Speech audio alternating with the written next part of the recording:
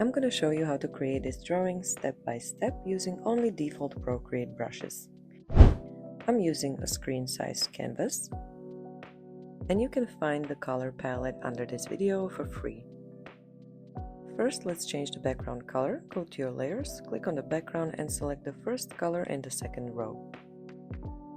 I'm going to zoom out a little bit, and let's go to your brushes, airbrushing and soft brush. Select the last color in the second row. Set the size to about 10%. The opacity is at 100. And we're just going to start making lines about this much for this color, and let's switch to the second to last in the second row. And let's do the same. Now the third color to the last in the second row.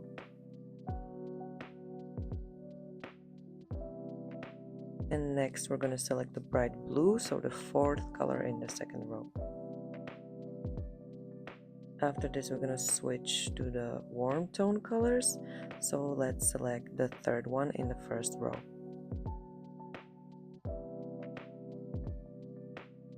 And one last, let's select the fifth color in the first row. And we're going to finish the canvas with this color.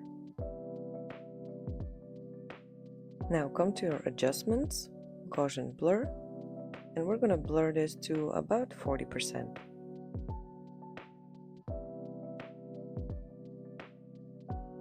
Now let's go to our layers and create a new layer. We're going to switch the color to second to last in the second row. And we're going to switch our brush to artistic Terralia brush. I'm going to zoom in a little bit and we're going to start sketching out the mountains. You don't need to follow the exact same shape, just create some sort of mountain shapes that you like. Now we're going to fill that in, but since this brush is a little bit jagged, you might see a little empty spaces, so I'm just going to fill those in.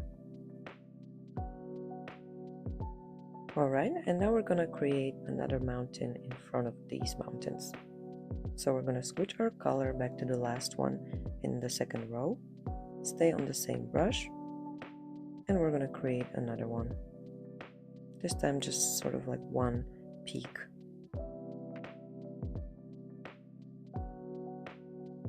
And we fill it in.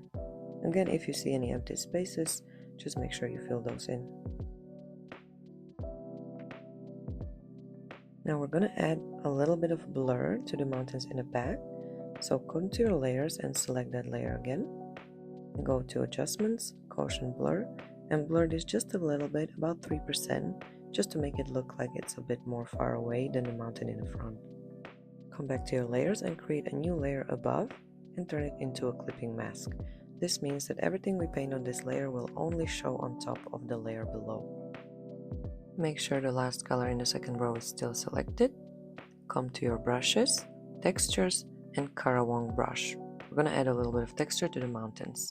Set the size to somewhere around 4% and the opacity around 50%. And now we can just paint over the mountains in the back. You don't need to be worried about the edges spilling out since we created a clipping mask. And this just adds a little bit of texture to it. You can also bring up the opacity to create a bit of darker spots. Now we're going to do the same on the other side. Again, I'll bring the opacity lower at first and then go over it again with a bit of higher opacity.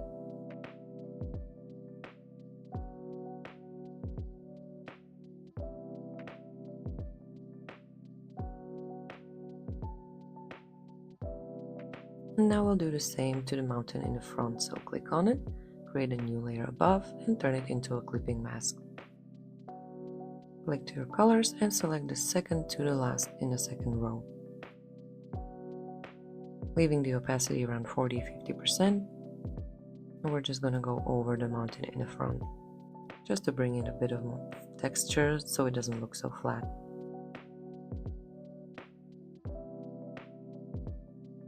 I'm purposefully keeping this simple, not adding too much, since this is a beginner video.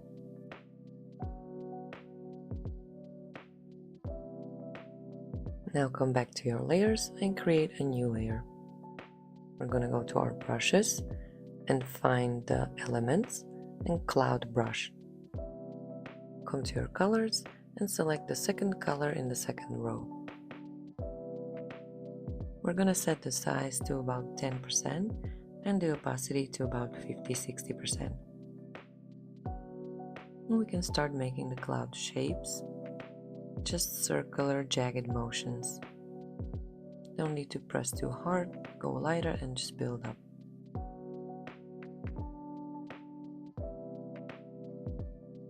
Now let's switch our color to the third one in the second row. I'm going to keep the opacity same and bring the size a little bit lower.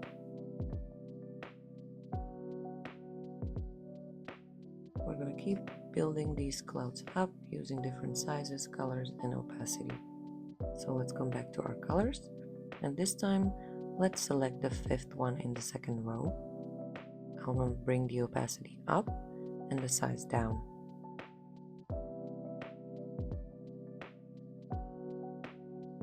Let's come back to our colors and let's select the darkest one, so the last one in the second row.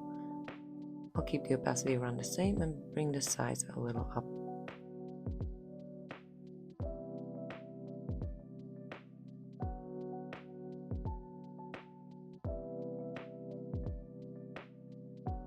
Maybe even bigger size and less opacity.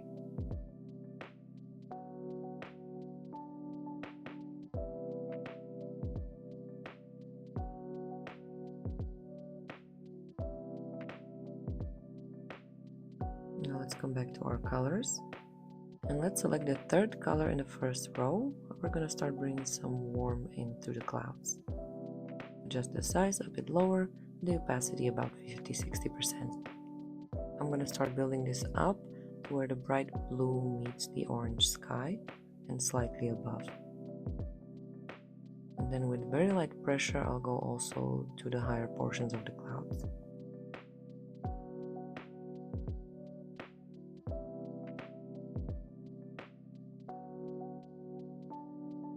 Now let's come back to our colors and let's select the fourth one in the first row.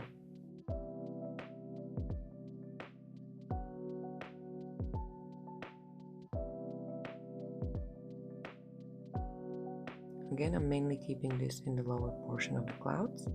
Let's come back to our colors one more time and let's select the second one in the second row and go over these orangey spots that we just created.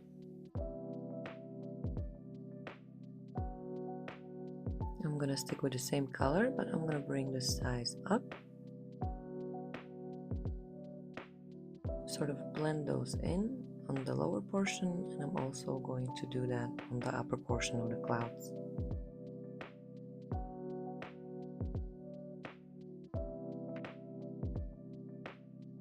Now I'm happy with how this turned out, so I'm going to come to my brushes and find the luminance set and select the flare.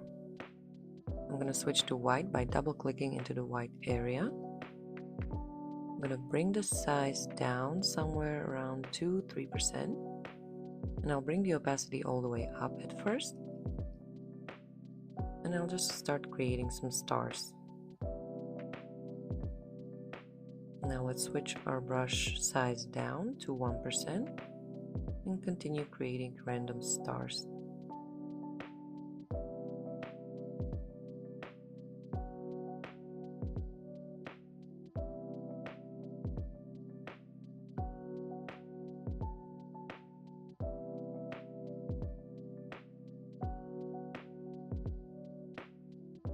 Now let's bring our size back up, but let's bring the opacity down low to somewhere around 70-80% and create more stars.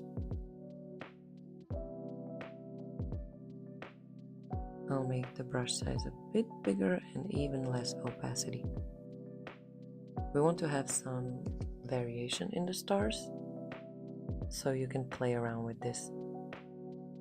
Now let's go all the way down and even lower opacity.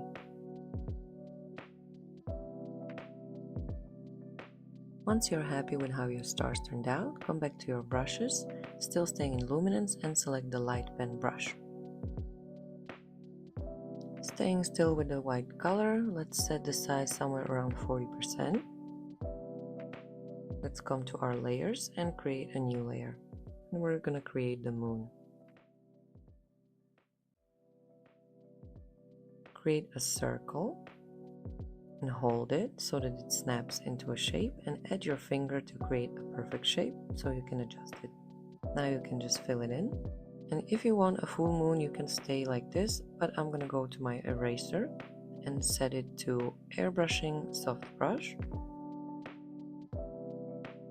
Set the size somewhere around 4-6%, and using circular motions we're going to remove from the moon until it has the shape that I'm looking for. Somewhere around here it's okay for me. So let's come to transform. I'm going to grab the green dot and tilt it a little bit.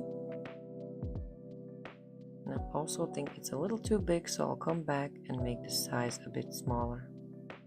I'm going to come to the layers and drag the moon below the clouds, but it automatically turned it into a clipping mask, so it disappeared. So just click on it and turn off the clipping mask, and now the moon is behind the clouds. I think I prefer this. And there you go. Follow for more beginner tutorials, and I'll see you in the next one.